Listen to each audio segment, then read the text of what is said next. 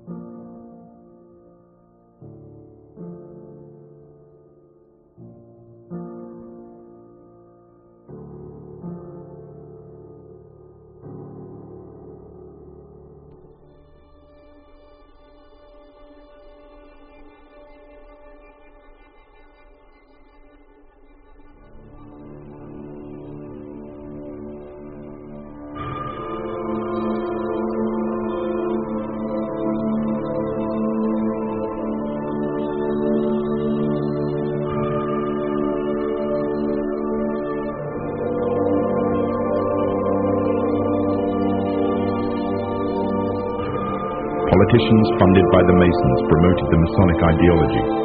The secret lodges of the Masons were open to members of the French army. High-ranking officers and generals were indoctrinated to the Freemasons' way of thinking. With the people, the politicians, and the military of France under Masonic control, the Masons could finally strike.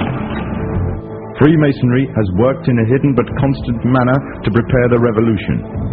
We are then in complete agreement that Freemasonry was the only author of the revolution, and the applause which I receive from the left, and to which I am little accustomed, proves, gentlemen, that you acknowledge with me that it was Masonry which made the French Revolution.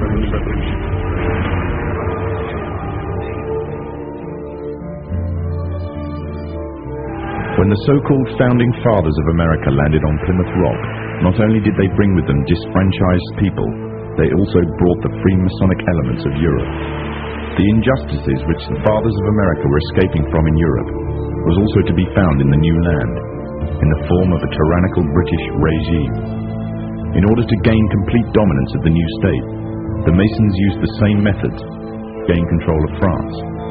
Although the British monarchy was run by the Masons, the American War of Independence was a necessary action, and the people involved in the war were expendable for the Masons to fulfill their dream. Emotions of the people were manipulated into anger, and just like France, anger turned into war. This time, however, previous mistakes would not be repeated. The near defeat the Masons faced against Napoleon and his army in Europe taught the Masons a lesson. Any forthcoming leaders of the resistance must follow the Masonic agenda.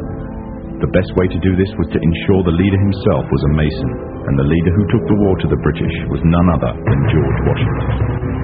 On the 4th of July 1776, the Declaration of Independence was made.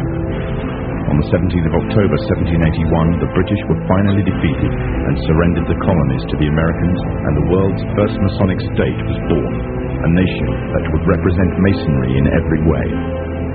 A sign of the Masonic presence in America is plainly visible on the dollar bill, which carries a picture of George Washington, the first Freemasonic president in the world, and a picture of the Freemasonic symbol of the so-called all-seeing one eye.